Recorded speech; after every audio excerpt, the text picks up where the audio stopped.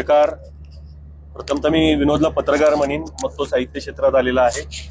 अशा पत्रकारावर, निर्भीड पत्रकारावर जो आज काही हल्ला झालेला आहे, ज्या पद्धतीने हल्ला झाला त्या पद्धतीचा जो हल्ला आहे, म्हणजे काळं फासणं, कोयता घेऊन येणं, जीव मारणं, म्हणजे आमच्या पत्रकारांवर तरी खरं तर असे हल्ले हे महाराष्ट्रात अनेक झालेले, तर अनेक लोकांचे जीव गेलेले आहेत. आणि आजही विनोदचा जीव घ्यायचा होता असंच एकंदर परिस्थिती दिसतीये. कारण का ज्या पद्धतीने हल्ला केल्या हल्लेखोरांनी जनगणमन चालू केलं, म्हणजे रिॲक्शनच कुणाला देता आली नाही. खरं तर आमच्या सर्व पत्रकारांची भूमिका पहिल्यापासून हीच होती की आता आम्ही सहन करणार नाही, जो कोण आमच्यावरती हल्ला करेल त्याला जशास तसे उत्तर दिलं जाईल. परंतु संविधानाचा आधार घेऊन ज्या पद्धतीने हल्लेखोरांनी जे प्री प्लॅनिंग केलेलं आहे त्याचा आम्ही सर्वजण निषेध करतो. आता दुसरा भाग हा सगळ्यात महत्वाचा या सगळ्या घटनेमधून असा येतो की हल्लाखोर हा एकटा होता का, की हल्लाखोराच्या पाठीमागचं बॅकग्राऊंड काय, दुसरी गोष्ट हल्ला करायला कुणी लावला, हा जो हल्लेखोर असेल या हल्लेखोराशी कोण कोण संपर्कात होतं, त्याचे जे कॉल रेकॉर्डिंग्स असतील, अगदी व्हॉट्सअप कॉल असतील, याचा बारकाईने तपास पोलिसांनी करावा असं मी पोलिसांना प्रथमतः सांगतो. त्याच्यानंतर आमचे जे मित्र सहकारी विनोद कुलकर्णी आहेत यांना संपूर्णपणे सुरक्षा द्यायची जबाबदारी आता प्रशासनाची आहे. कारण का विनोद कुलकर्णीच्या ह्याच्या पुढे जर केसाला धक्का लागला तर आम्ही सर्व साताऱ्यातली पत्रकार मंडळी शांत बसणार नाही, हे मी ठासवून सांगतोय. कारण का याच्या आधीही अनेक वेळा असेच प्रकार घडलेले आहेत आणि आम्ही सगळे असे हल्ले हे परतावून लावलेले आहेत. पुन्हा सांगतो, विनोद कुलकर्णींनी अतिशय उत्तम असे साहित्य संमेलन घडवलेले आहे. साहित्य संमेलन घडवताना त्यांच्या पाठीशी साताऱ्यातील सर्व पत्रकार म्हणून आम्ही पत्रकारांच्या पाठीशी उभे आहोत. आणि एका पत्रकाराला जर असं होत असेल तर येणाऱ्या काळात हे अजिबात सहन केलं जाणार नाही. आणि आमच्या माध्यमातून काय उत्तर दिलं जाईल हे आम्ही कृतीतनं येणाऱ्या काळात नक्की दाखवू. तुर्तास मी इथं थांबतो.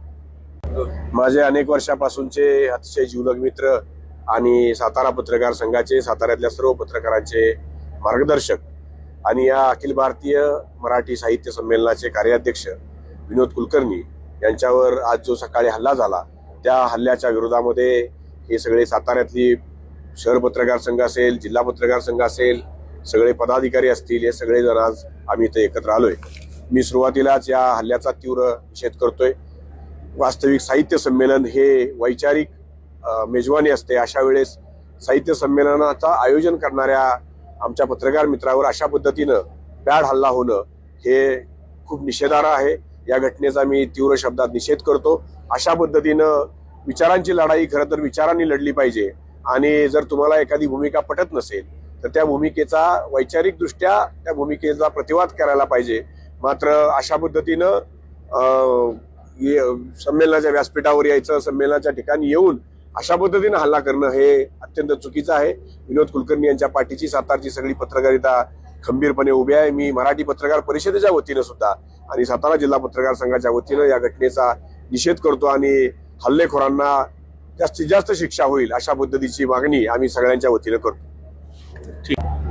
नमस्कार, मी विठ्ठल लेंद्रे, सातारा पत्रकार संघाचा अध्यक्ष. साताऱ्यामध्ये 33 वर्षानंतर मराठी साहित्य संमेलन होते. गेली 2 दिवस झालं अतिशय उत्साहात हे संमेलन सुरू आहे. आज अचानक कार्याध्यक्ष असलेले विनोद कुलकर्णी तसेच आमचे पत्रकारांचे मार्गदर्शक विनोद कुलकर्णी यांच्यावर भ्याड हल्ला झालेला आहे. प्रथमतः मी त्या हल्ल्याचा निषेध व्यक्त करतो. ही विचाराची लढाई आहे. ज्यांना कोणाला यायचं आहे त्यांना समोर यावं आणि विचाराच्या लढाई विचारांनी करावी. अशा पद्धतीने ही भ्याड हल्ला करू नये. एक पत्रकार म्हणून विनोद कुलकर्णीच्या पाठीशी आम्ही सर्वजण आहोत. पोलिसांनाही या ठिकाणी मी विनंती करतो, तसंच आवाहन करतो की इथून पुढं या साहित्य संमेलनाला कुठल्याही प्रकारचं गालबोट लागणार नाही.